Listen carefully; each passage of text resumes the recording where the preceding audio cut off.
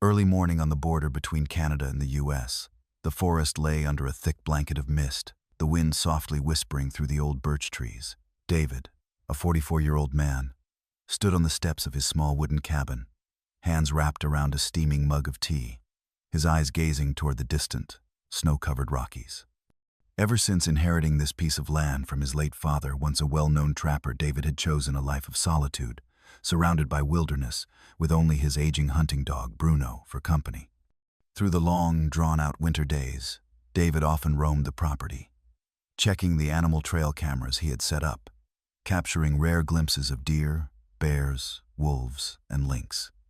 But that particular morning, as he stepped into the old woodshed to search for his work gloves, he froze in place. In the dim light, under a pile of dry straw, 3 small pairs of eyes gleamed back at him, staring straight into his soul. They didn't run. They didn't mewl like helpless kittens. They simply lay still, curled together, their tiny ears twitching slightly, pale yellow eyes shimmering with sharp alertness. 3 lynx kittens, motherless, alone, lost in the heart of a freezing winter. David bent down slowly, heart pounding, eyes locked on the 3 tiny creatures beneath the straw. Thick gray fur, short legs, stubby tails, pointed ears. Definitely not house cats, nor ordinary wildcats. David had lived long enough in these mountains to know these were lynx kittens, wild and rare, almost never seen so close to human dwellings. 3 pairs of sharp, watchful eyes stared back at him, not quite afraid, but fiercely alert. 1 kitten edged slightly forward, baring its tiny teeth, letting out a soft hiss. David instinctively took a step back, raising his hand calmly, whispering under his breath, "Easy now, little one. I'm not here to hurt you." Behind him, Bruno, the old hunting dog, peeked into the shed, letting out a low growl. David quickly motioned for Bruno to stay back. He knew that even a single bark could send the fragile little creatures bolting into the forest, straight into the claws of death, waiting out there in the snow. There was no sign of the mother lynx, no large tracks nearby, no familiar musky scent lingering in the cold air. A chill crept down David's spine. Where was their mother? Had she been killed by a predator, caught in a trap, shot by poachers sneaking across the border? Whatever the reason, these 3 young ones couldn't possibly survive the brutal winter alone. Crouching lower, David gently brushed aside more straw to get a better look. The thick, curled-up fur shivered slightly, their small bodies trembling, but their eyes never wavered. He murmured to himself, "Little tough ones, aren't you?" He tried placing a small piece of cut meat near them. 1 kitten sniffed it cautiously but didn't eat instead. It backed away, letting out another soft hiss. David smiled faintly, shaking his head. Too young. He realized they were likely still nursing. And he knew, deep down, that he couldn't just walk away. With his rough, weathered hands used to splitting wood, mending fences, setting traps, David carefully lifted each kitten, one by one, and placed them into a wooden crate lined with a warm blanket. The kittens hissed, their tiny paws flailing, claws unsheathed, but they were too weak to resist. Bruno watched the scene quietly, his ears drooping, eyes fixed on his human's every move. That night, David cleared a corner of his small bathroom, setting up a makeshift shelter with old towels, a soft sweater, and the crate holding his unexpected guests. He sat cross-legged on the floor, breathing out a long, heavy sigh, his gaze never leaving the little bundle of fur. He had no idea what he was doing. No idea what kind of trouble he was inviting into his life. But one thing was certain. He couldn't turn his back. Outside the cabin window, the wind howled through the frost-covered trees, the vast wilderness stretching on endlessly. But inside the tiny cabin, under the dim yellow glow of a lamp, 3 orphaned lynx kittens huddled together, and a man, along with his old loyal dog, silently kept watch. The second morning passed beneath a biting cold that sliced through the air like knives. David sat hunched on the edge of the woodshed, his eyes fixed on the wooden crate lined with blankets in the corner. Inside, the 3 bobcat cub remained huddled together, their eyes wide and wary. David had set out fresh meat and warm goat's milk nearby, hoping the scent would tempt them out. But for 2 long hours, not a single small paw dared to creep forward. Bruno, his old hunting dog, lay stretched beside David's feet, his gray muzzle resting on his front paws, letting out tired sighs. The old dog seemed to understand perfectly well what his master was trying to do, but he also knew that they weren't dealing with abandoned house kittens. These were wild things, born of the forest's blood, not the backyard's warmth. David waited patiently. He didn't try to approach, didn't reach into the crate, didn't make any sudden noise. He just sat there, a cold cup of coffee in his hands, letting time do its slow, invisible work. Finally, as the afternoon shadows lengthened and the sparrows outside began calling each other home, the smallest cub kitten cautiously crept forward. It sniffed the air, its tiny front paws stepping carefully onto the wooden floor. Its nose twitched, its bright eyes darted quickly to David and Bruno. David held his breath, feeling as if even the smallest movement on his part might shatter this fragile moment. The little cub bent down, gave the meat a quick sniff, and then, in a lightning-fast bite, snapped it up before darting back into the shadows, disappearing between its 2 larger siblings. David exhaled slowly, a tired but genuine smile tugging at the corners of his weathered face. A small step, but an important one. In the days that followed, David repeated everything exactly the same. Leave the food close, sit quietly, wait. Little by little, the bobcat cub began poking their heads out more often, lapping at the milk, nibbling on the meat, their sharp eyes never leaving the quiet man and his old dog. They didn't approach him. They didn't allow touch. But they also no longer ran in fear. Bruno became an unspoken ally in this strange new routine. He didn't bark, didn't growl.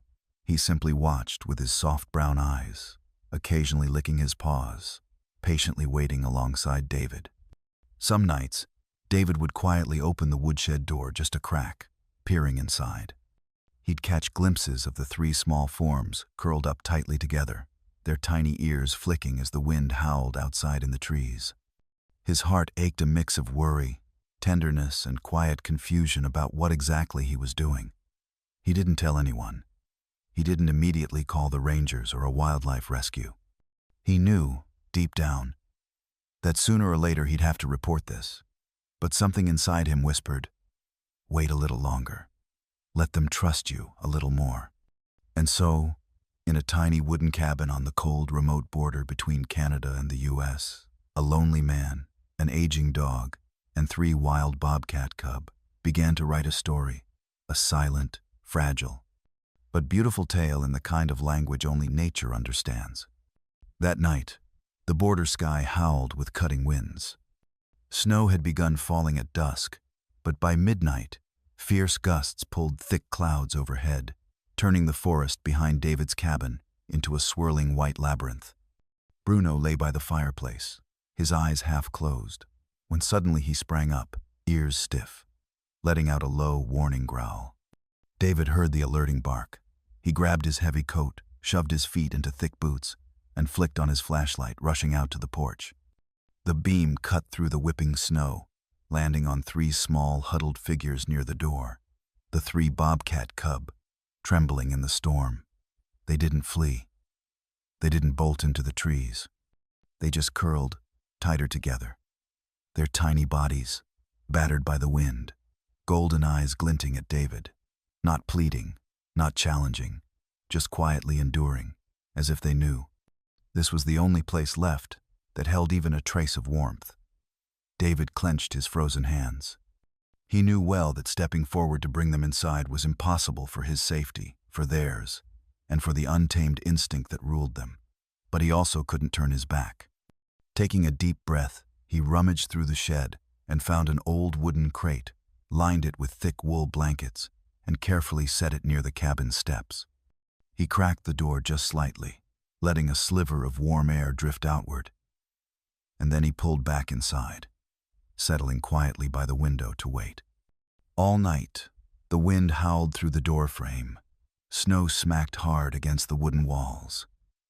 Bruno pressed close to David's legs, his eyes fixed on the darkness just beyond the porch. David told himself they'd likely leave, seeking some other shelter. But when dawn came and the storm finally eased, he opened the door and froze.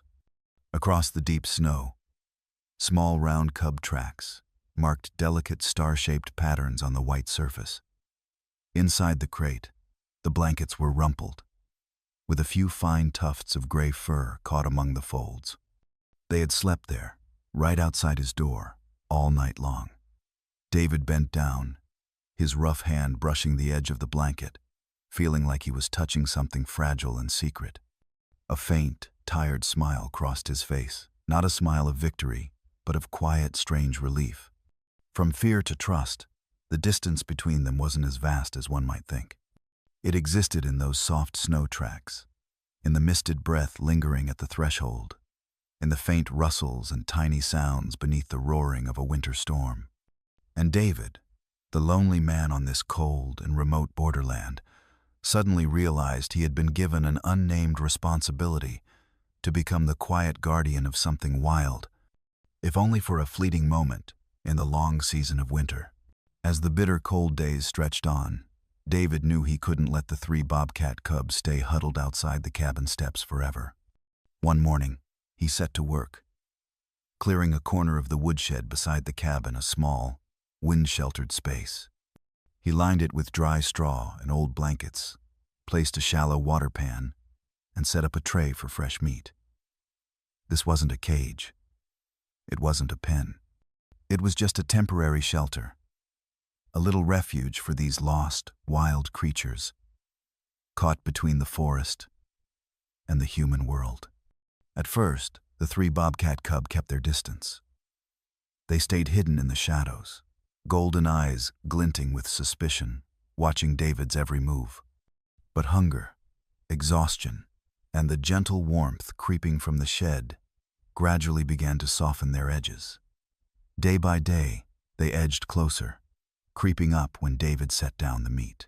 They let out faint hissing sounds, sniffed cautiously, then darted forward to snatch the food before retreating, always chewing while keeping a sharp eye on him. David remained patient. He never tried to touch them, never reached out to grab them, never forced his presence. Each evening, he simply sat nearby, sometimes quietly watching, sometimes scribbling careful notes into an old weathered notebook. Day 7, the smallest one approached closer, sniffed the cuff of my sleeve. Or, Day 9, Bruno stayed calm, didn't bark when they ate. Bruno, David's faithful old hunting dog, was clearly puzzled at first. The dog would growl softly when the fluffy little figures appeared in the woodshed, sometimes jumping up, tail stiff, giving short warning barks. But David would place a gentle hand on Bruno's head, stroke his ears and murmur, "Easy, old friend. They're not enemies." And strangely, Bruno slowly learned to accept them. He would lie near the shed entrance, watching the tiny visitors, his kind brown eyes reflecting curiosity more than suspicion. For David, each small moment became part of a strange and beautiful story he had never expected to live. But the more he recorded, the more he photographed, the more he tracked the tiny progress of these bobcat cub, the more a quiet question stirred deep in his chest. Am I crossing a line? These weren't stray cats. They weren't pets to be tamed, nor companions to keep by one's side. They were cub wild, fierce, part of the untouchable wilderness that wrapped itself around his home. That night, David sat in his cabin, the notebook open before him, his fingers absently circling the rim of a cooling mug of tea. Outside, the wind howled softly past the window panes, the snow glittering faintly under the pale moonlight. In the woodshed, the 3 bobcat cub lay curled together, tiny puffs of breath misting into the cold air. And David knew. Sooner or later, he would have to face a choice, keep them close, or prepare them for the day they would return to the wild where they truly belonged. But for that evening, he let the questions rest. For now, all that mattered was knowing that their temporary home was still holding, still offering safety. And under that thin roof of wood and straw, through the hush of a winter night, man, dog, and cub quietly shared a fragile, fleeting peace. One misty morning, As David sat quietly scribbling notes near the woodshed, the phone inside the cabin rang sharply. It was Sam, a wildlife biologist David had met through a borderland camera trap project months earlier. Sam's voice was cheerful and eager through the crackling line. "David, I heard you've got some unusual animals on your hands. Mind if I come by to take a look?" David hesitated for a moment, glancing toward the shed where the bobcat cub were nestled. But then he nodded to himself. He knew he needed expert advice, a second opinion. This had gone on too long already, and deep down, David understood he couldn't keep caring for these wild creatures forever. That afternoon, Sam arrived in a dusty pickup, stepping out in rugged outdoor gear, his backpack slung casually over one shoulder. His eyes sparkled with curiosity as David led him toward the woodshed, where the 3 bobcat cub lay hidden behind the hay piles. "Whoa, wait a second," Sam murmured, his voice dropping to a whisper as his eyes widened. He took a few slow steps forward, peering intently. "David, do you have any idea what you've been looking after here?" David gave a faint, almost embarrassed smile. "Wild kittens? Poor little guys, really." Sam spun around, his face lit with a mix of astonishment and excitement. No, not just wild kittens. These are Canada cub, David. Cold climate cub, extremely sensitive, incredibly difficult to care for, and almost never seen up close in the wild, let alone raised like this. David felt his heart pound. He turned his gaze back toward the small forms peeking cautiously from behind the straw, their golden eyes shimmering, thick silver-tipped fur glinting in the fading afternoon sun. They weren't just stray animals. They were part of something precious, part of the wilderness, a species meant to roam free, not huddle inside a warm woodshed. "David," Sam said softly, placing a hand on his friend's shoulder. "What you've done here is remarkable. You saved them. But they can't stay here forever. You know that, right?" David nodded silently, the weight of the moment sinking deep into his chest. There was worry, there was guilt, but there was also an undeniable flicker of pride. He had rescued them, watched them grow day by day, taught them not to fear his presence. But now he knew. Real love wasn't about holding on. It was about knowing when to let go. "Do you want me to contact the conservation group?" Sam asked gently. "We can help prepare them for a proper, safe release back into the wild." David gazed out across the open field, where the cold wind swept through the distant treetops, and the snow-draped peaks of the Rockies shimmered under the sharp white light. He drew in a slow, deep breath, feeling his chest tighten. "Yeah," he whispered. "Let's do it, Sam. I want them to have a real chance." The evening light stretched long across the grass, casting a golden glow over the weathered cabin. Inside the woodshed, the 3 bobcat cub let out faint hissing sounds, their sharp eyes tracking the 2 men speaking outside. They couldn't know that their lives were about to turn a page into a new chapter filled with freedom, deep forests, and a legacy they would carry forever. One misty morning, as David sat quietly scribbling notes near the woodshed, the phone inside the cabin rang sharply. It was Sam, a wildlife biologist David had met through a borderland camera trap project months earlier. Sam's voice was cheerful and eager through the crackling line. "David, I heard you've got some unusual animals on your hands. Mind if I come by to take a look?" David hesitated for a moment, glancing toward the shed where the bobcat cub were nestled. But then he nodded to himself. He knew he needed expert advice, a second opinion. This had gone on too long already, and deep down, David understood he couldn't keep caring for these wild creatures forever. That afternoon, Sam arrived in a dusty pickup, stepping out in rugged outdoor gear, his backpack slung casually over one shoulder. His eyes sparkled with curiosity as David led him toward the woodshed, where the 3 bobcat cub lay hidden behind the hay piles. "Whoa, wait a second," Sam murmured, his voice dropping to a whisper as his eyes widened. He took a few slow steps forward, peering intently. "David, do you have any idea what you've been looking after here?" David gave a faint, almost embarrassed smile. "Wild kittens? Poor little guys, really." Sam spun around, his face lit with a mix of astonishment and excitement. No, not just wild kittens. These are Canada cub, David. Cold climate cub extremely sensitive, incredibly difficult to care for, and almost never seen up close in the wild, let alone raised like this. David felt his heart pound. He turned his gaze back toward the small forms peeking cautiously from behind the straw, their golden eyes shimmering, thick silver-tipped fur glinting in the fading afternoon sun. They weren't just stray animals. They were part of something precious, part of the wilderness, a species meant to roam free, not huddle inside a warm woodshed. "David," Sam said softly, placing a hand on his friend's shoulder. "What you've done here is remarkable. You saved them.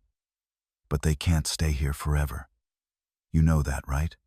David nodded silently, the weight of the moment sinking deep into his chest.